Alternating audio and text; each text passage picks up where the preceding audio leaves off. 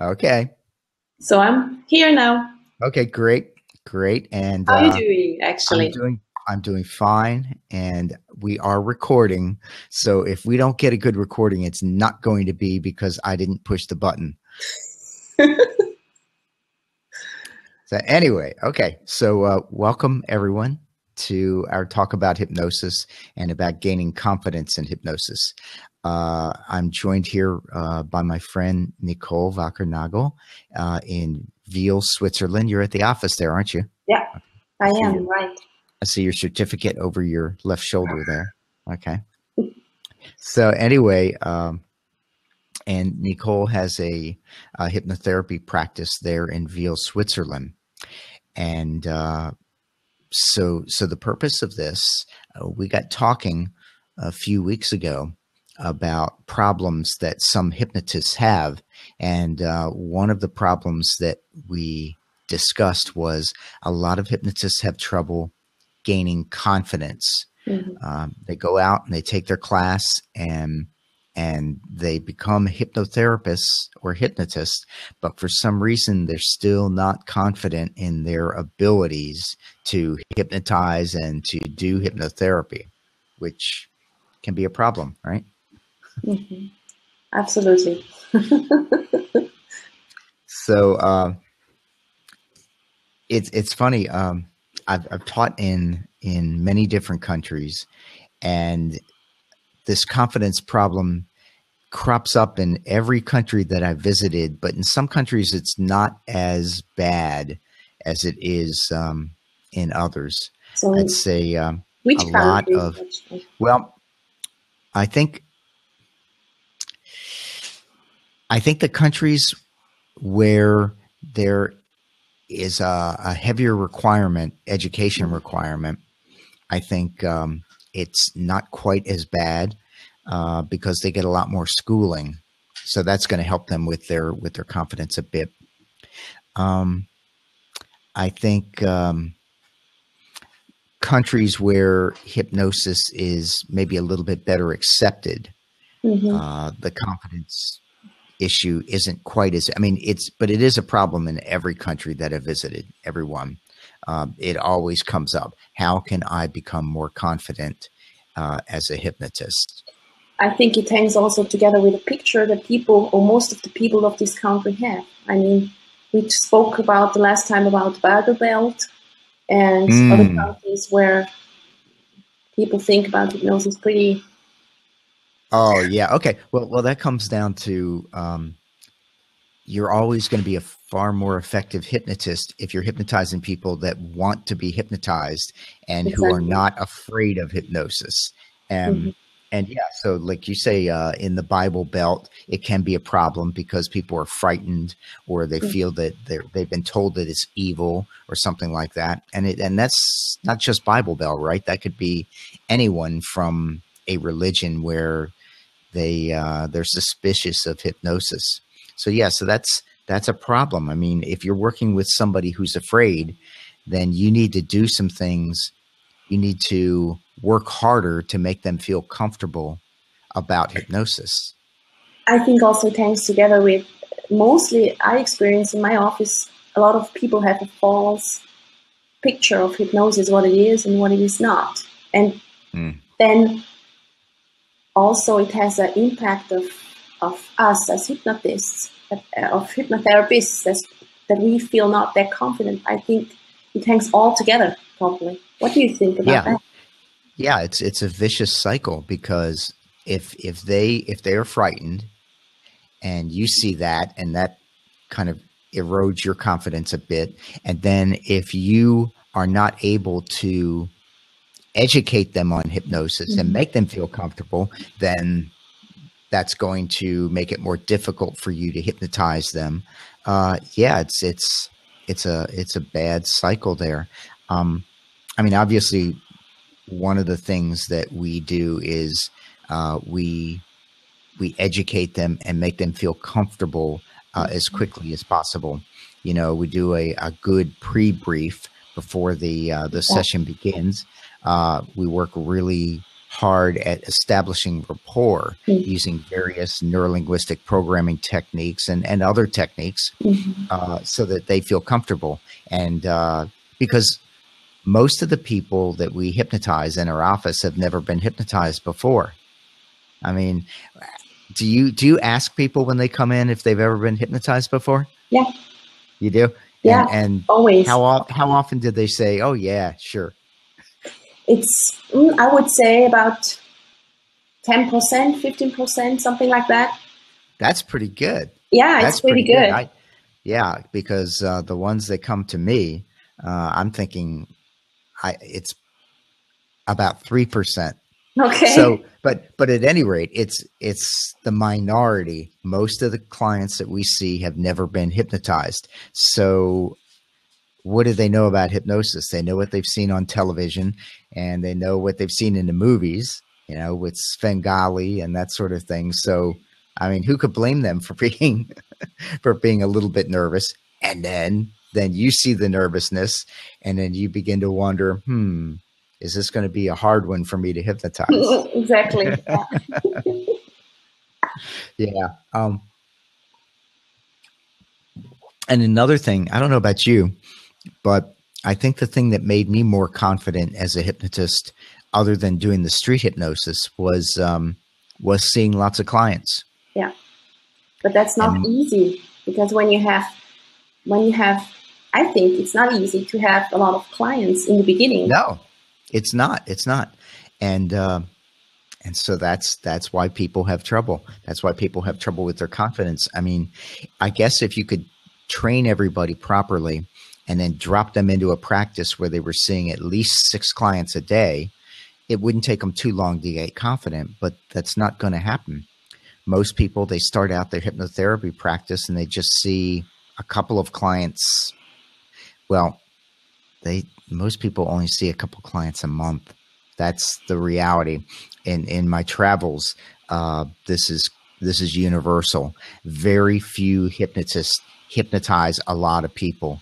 And so, of course, they're not going to gain confidence. So we have to find other ways to get them confident in hypnotizing people. What do you think, what is important for a newbie to, I mean, I look back on my last years, what was important for me. How about you? Well, I think really good training is essential. Because if you don't have the basic skills, then no matter how much you practice, you're not going to get very good. So, and a lot of people, either they didn't learn the basic skills properly, or some of them, they've just forgotten some things that maybe was things that were taught to them in the class, but they've forgotten. Some people have picked up some bad habits with hypnosis. And so that's one thing that's pretty easy to fix. You get these people together and you show them little tricks that make some of these really effective inductions even more effective. And when they know the tricks, then they feel more confident in their ability to hypnotize. Some of them, they just didn't learn these things. And some of these are kind of advanced. Some of the tricks to make the Dave Ellman induction much more effective, or to make an instant induction so much more effective. So that's one thing that you can do to make a hypnotist more confident. I think what it helps also are different techniques, not only one, but different ones. Because when things are going wrong, then you have all other possibilities to play with and to get flexible. That's what I experienced. Yeah, exactly. And not just with inductions, also with therapy.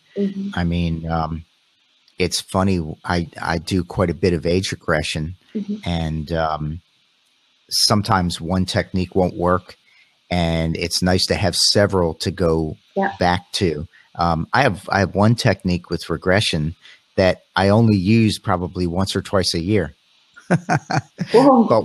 But when I use it, I mean, when I need it, it's great to have it. So yeah, it's and most hypnotists, of course, they maybe have a basic set of skills to use, and so you feel a lot more confident when you have a big sack of techniques to use in situations where the client is having a little bit of difficulty responding to your normal techniques. So that makes you more confident too. That's a good one. When you began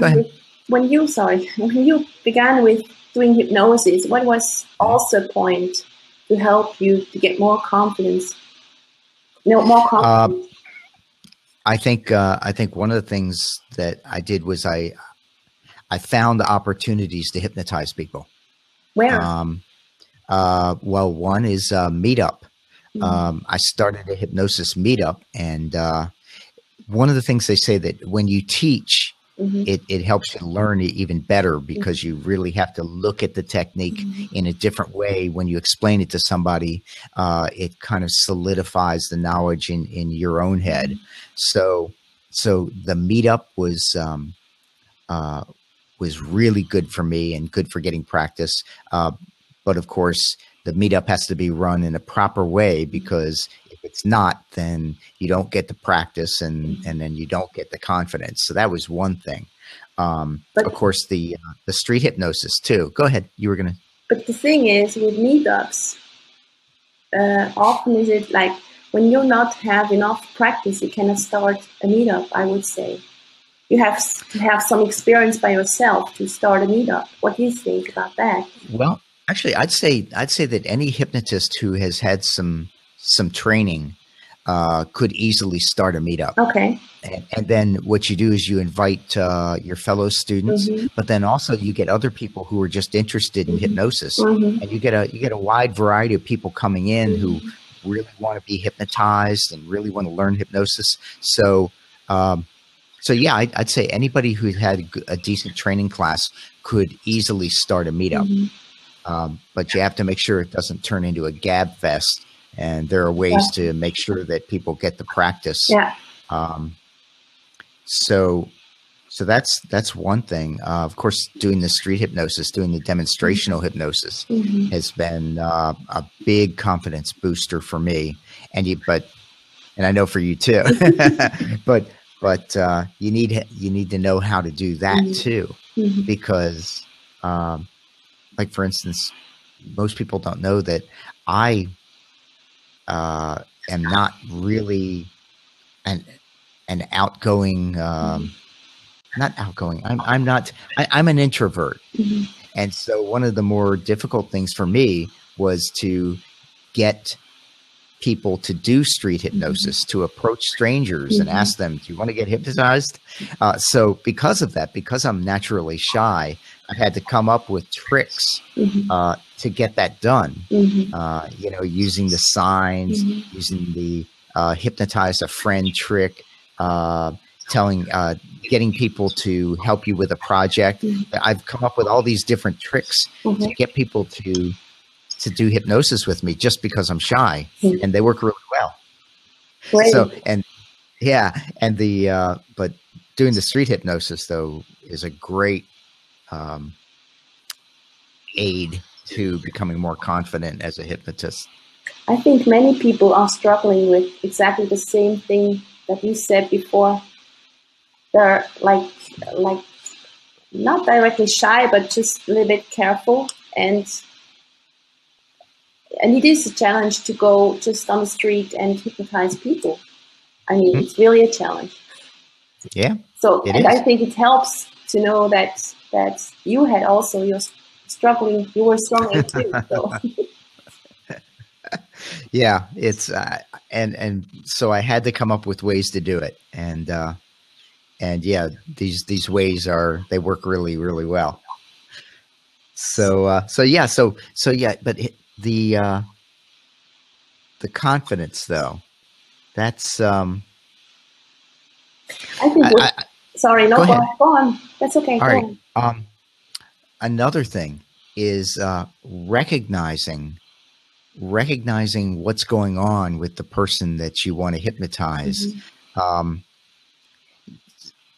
Identifying the subtle signs that tell you that you're succeeding, you're doing well, that the client is you're getting them where they need to go. Yeah, recognizing those subtleties is another thing that's great in gaining confidence. Another thing is noticing the clues that this is somebody that you really shouldn't be hypnotizing at all. I mean, if you get a client in your office, there are some things that they might say that should tell you they're not quite ready yet, and you need to do some more convincing before you do the trance. I mean, you can explain hypnosis to them and think they're ready to get hypnotized, but if you miss something, some subtle little clue from the client, you jump right into the hypnosis and maybe they don't go into trance. But if you see the clue, then you know, I need to do some more convincing with this person. This person is not comfortable yet. And so it's not the right time to start the hypnosis. I think it's really important. Yeah. To know these signs and to learn to really look at the person. Really, like, how do you say it in English? Look at them, observe. Yeah. Observe. That was the word. Yeah. Yeah. You know, another thing, I don't know if you've ever encountered this.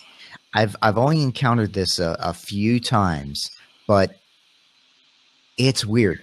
I've had clients come into me and they say these words. They say, I really believe in hypnosis. And when I've heard those words, they've been problem clients. Oh, really? Yes. Wow. I don't know why. But the person, I've had it just a few times where the person said to me, I really believe in hypnosis, and they'd never been hypnotized before. And I'm thinking, you know, because the first time it happened, this person said, I really believe in hypnosis. And I think they went into a very light trance, and it wasn't a very good session. And the person turned out not to be a very good client. And then somebody else came in and said that to me. And by golly, that person turned out to be an awful client. And I thought, what is going on here? The person has never been hypnotized, but tells me he or she really believes in hypnosis. And then they turn out to be an awful subject. It was weird. And you didn't find out why? No. What was the point? No. I did not. It was just weird. Now, some of the more experienced people out there might say, well, maybe then the next time you hear that, then you put it in your mind that this is not going to be a good client. And so that's also not good, because then you have you say it will be not a good client, and that's not, not positive, actually. Exactly. So that's kind of strange. So I haven't had somebody say that to me in a couple of years. So maybe next time somebody says it to me, I'll make a point that that means nothing. That means absolutely nothing. and see if that person turns out to be good. The thing in my office is often that people say, I don't think I'm really good in hypnosis. I don't go in hypnosis really easy. And you know what? Yeah, the best subjects, best clients. Sometimes they are the best. And then what about the tricks to use with the television reporters? You know, the ones that I know. I told you about this one, and it's happened a couple of times when I was on television, and the reporter would say something like, well, I'm not sure I can go into hypnosis. And then I tell them, well, I found that creative people tend to be really good at going into hypnosis, you know? So, and also that intelligence, because they got the cameraman there too. And I said, normally the more intelligent you are, the better you are at going into hypnosis. So now I put some pressure on this reporter. And if she doesn't go into hypnosis, she's going to look like she's not creative, and she's going to look like she's not intelligent. And I know. You are mean. At least I know I'm going to get cooperation from that person. You know, they're not going to fight me. And you know, I mean, just about everybody can go into hypnosis, but I don't want to hypnotize a reporter on camera and have them fight me. Because if they fight me, yeah, they can stay out of hypnosis. But that's not what I want. Exactly. That doesn't look good on television. but it's oh, and then the reporter, what was it? Was it in Netherlands? I think it was in Netherlands. I had a reporter who I walked him through a test. And I mean, I honestly, I was not sure if he was going to fight me or not, but I didn't want to take a chance. And so I said, well, let me just walk you through some tests. See, so I'm, you know, I think I've got a tough subject on my hands. So I needed to be careful because I didn't want him to fight me on camera. So what I did was I walked him through some tests and then did a disguised induction. So there was no way I was going to fail. If he didn't go into hypnosis, then all that would have happened, that just meant that he didn't do well in the test, because not too many. What I did was. No. What is a disguised induction? I didn't understand that. Put him through a suggestibility test, and then moved from the suggestibility test into the induction. Okay. And so the next thing he knew, he was in a trance. You know, I later found out, it was sneaky, but I had to use a lot of tricks with him. But you know, it's I was confident, but I was confident because I had all these tricks, all these tools to use, which most hypnotists don't know. So so we will. Forgot to mention. So we on Wednesday night, right? Wednesday night, we're going to do a free talk. Right. So, Wednesday night, the 20th of April in Frauenfeld in the Hotel Blumenstein. Okay. So anyone in New Zealand that wants to fly in, and it'll be a 2-hour talk. It's like you say, it's 7 p.m., 2 or 3 hours. We'll see. And we're going to talk about tricks for hypnotists to become more confident, but also we're going to have people there who aren't even hypnotists. They're just interested in hypnosis. They want to see it. They want to experience it. So we'll have them there, and we don't have, I think you've got about 17 or 18 people signed up, and we can only take 25. So where is, I'll tell you what, I will, do you have the link, Nicole, to the free talk? Yes, I could put it up. Wait a minute.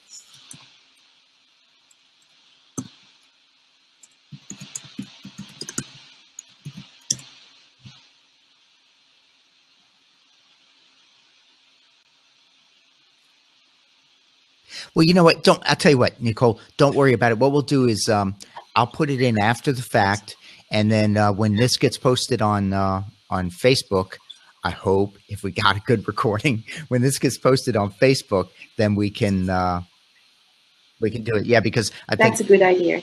Maybe that was the problem with why it was still processing last time. I don't know. What do you think people can expect when they come to our meeting and the months later to the seminar? What do you think? What is the expectations? I think that we'll teach them. They'll walk away. They'll walk away with some information that they can use to be more confident hypnotists. That's for sure. We're also going to teach them some of the intricacies of a couple of inductions to make them feel more confident, because they'll know these tricks that make the inductions work so well. So yeah, we're definitely going to have them walk away more confident. Now, the ones that want to take the class is a month after that, and if they want to take that class, then they'll be super confident. By the way, anybody who's watching this, if you wanna click that tell a little bird thing, just to tell people to look for the replay, we'd appreciate it, just so other people can watch our talk here. Let's see. So yeah, but anybody who comes to the free talk is definitely going to get some good information on one, hypnotizing people, and two, feeling more confident in your hypnotizing. And we're going to be doing some practice too.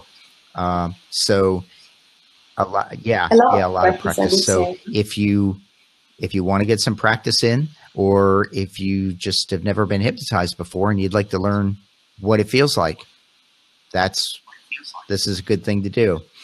We've been at the Hotel Blumenstein before. It's a nice place. There's a really nice room upstairs, and we'll be doing this in both English and in German. So if you don't speak English, don't worry about it, because I've been teaching Nicole German, and she speaks German pretty well now.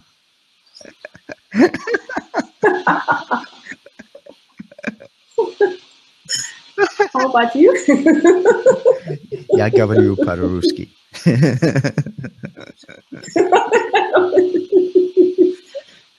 But yeah, so that will be fun. So what else can we? Oh, another thing. Maybe we'll talk a little bit about how to choose people to hypnotize. Yeah, how do you find? I mean, because if you want to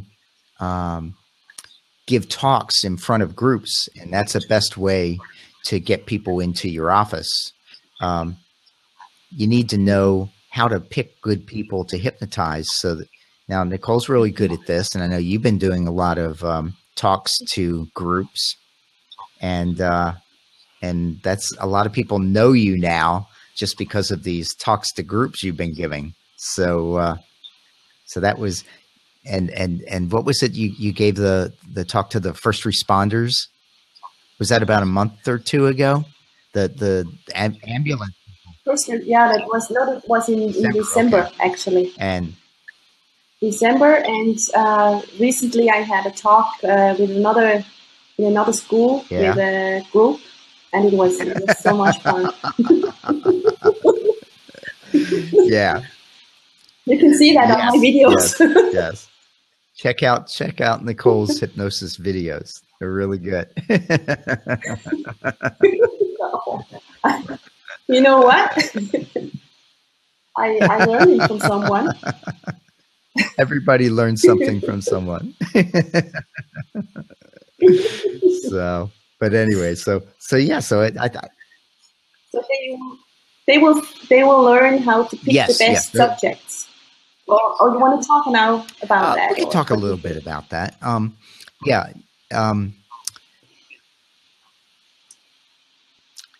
When you're giving a demonstration, it would be really embarrassing if you gave your demonstration and it didn't work, and that would be really bad. It's never happened to me, but the reason why it's never happened to me is because I'm always careful to pick the best people. And so just a couple of tips. One is that it's good to meet the people as they come in. Meet the people and find out who's been hypnotized before, because a hypnotist knows that somebody who has been hypnotized before is always going to be easier to hypnotize than somebody who's a complete newbie. So maybe you meet them and ask them outright, have you ever been hypnotized before? Or ask the group. I don't suppose anybody out there has ever been hypnotized before. And if somebody smiles and nods, you put them on your target list. That's one of the people that I want to ask to come up. Now, one thing you need to look at is, even though they've been hypnotized before, if you ask them to come up and they don't want to, leave them alone. Don't force them, because if you force them to come up, there's a good chance they're not going to go into hypnosis for you. So you need to know how to spot the people that don't want to come up. I don't I don't fail very often. It's very rare. I never in a demonstration, but on the street, when I was doing street hypnosis, I would sometimes have somebody that either wouldn't go into hypnosis or would only go in to a very shallow depth.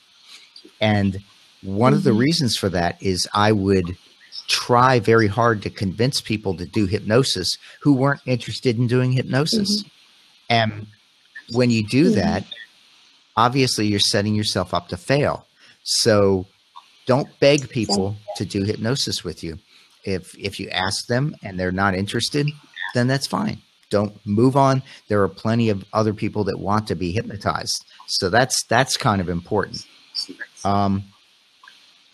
Another thing in identifying people who want to be hypnotized or don't want to is don't choose people that sit in the back of the room in the corners, and don't choose people that are sitting near the door, because they're near the door so they can escape if you get boring or something.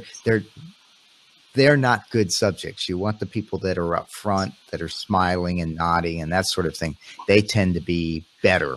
People in the middle of the room are better than the people on the edges of the room. But they're go ahead.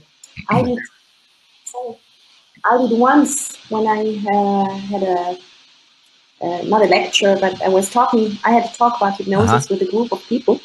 And the funny thing was that somebody came to me and said, "Hey, he's a good subject." I was really in the beginning. This is a good subject. You have to hypnotize him.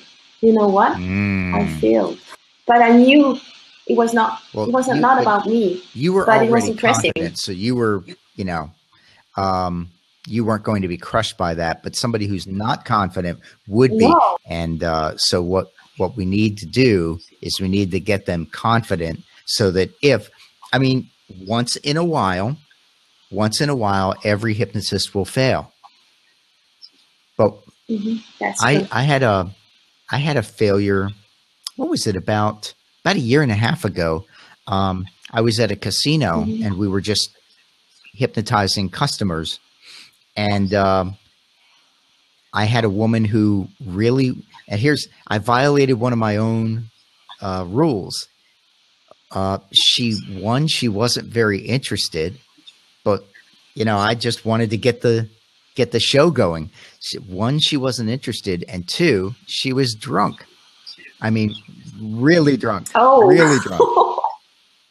So I began the induction, and she wasn't following my instructions. And I went about halfway through the Dave Ellman induction when it finally decided, you know what? You picked the wrong person, because she's drunk and she doesn't even want to do this. So I excused her. But, but if I had followed my own rules, which we'll discuss in the free talk, if I had followed my own rules, I never would have had trouble, because I never would have worked with that woman. But it was, also, there's a trick that somebody taught me years ago. If you ask somebody to come up and they come up with their drink, not a good sign. But you know how it works, hypnosis and alcohol. Yes. You know that. Yeah, we'd talk a little bit about that too. Yeah, alcohol can be a good thing, and not when the hypnotist is drinking. No, that's not what we're talking about. But the differences in that experiment, though. In that experiment, we had all willing people. So she was drunk and unwilling. That's another thing, I think. Yeah, could be. So, but anyway. So that's what we'll do. Let's go ahead and wrap this up. And so once again, we're going to do a free talk on Wednesday the 20th. Wednesday the 20th at 7 p.m. at the Hotel Blumenstein in Frauenfeld, Switzerland, for anybody flying in. And the train station is right across the street, so that's good. And we're gonna talk about how to become more confident as a hypnotist. and we're going to be doing practice inductions too. Yes, sorry. You wanna talk? Just give a short message about the meeting we have a month later. Oh yeah, the weekend and the semi. The course is. I'll call up my calendar here. Okay, yeah, the 27th through the 29th of May. Also at the Hotel Blumenstein in Frauenfeld. Masterclass. Okay. Yep. This is the one. Okay.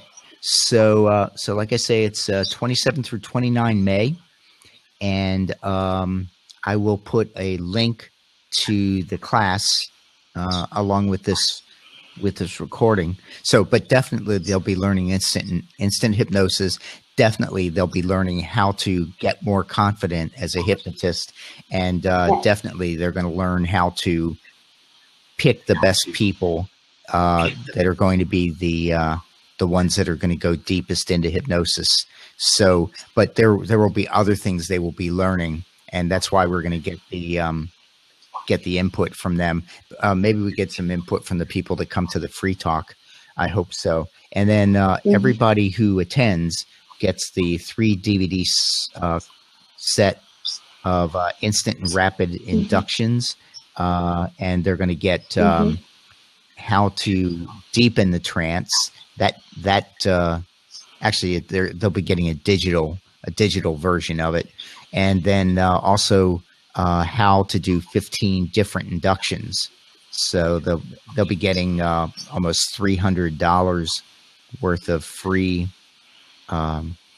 video lessons just for coming to the course. So that's 27 through 29 May. Yeah. Okay. Yes. Exactly. Yeah. I was trying to read the German and figure out what was on here. And I thought that. That's why I thought, okay, right. Now I have to help you. Internationale anerkannter Hypnotiseur, Hypnotherapeut. Die schnellste Hypnotiseur der Welt. Yeah, that's me. Schnellster Hypnotiseur der Welt. Yeah. So, and Schlaf, or when we're in Switzerland, Schlaf. Yes. Exactly. See, that's the beauty of instant inductions, because you only need one word. So if you learn how to say sleep in 27 different languages, you can hypnotize people in 27 different countries. Oh, yeah. So anyway, all right, Nicole. So anything you want to add before we wrap this up? Okay. No, all right, I'm great. fine. That's Getting okay. more clients today? No, I have my weekend now. Excellent, excellent. Well, it's raining here. I don't know what it's doing by you, but rain. It's also raining, and I'm looking forward to a relaxing weekend. How about you? We're going to have a relaxing weekend. Not going to go anywhere this weekend because the weather's so bad. But then I will see you. I will see you Wednesday. All right. You take care, my friend. All right. Hopefully. All right. Okay. Say a little prayer that we got a recording here. All right. Bye-bye. I will.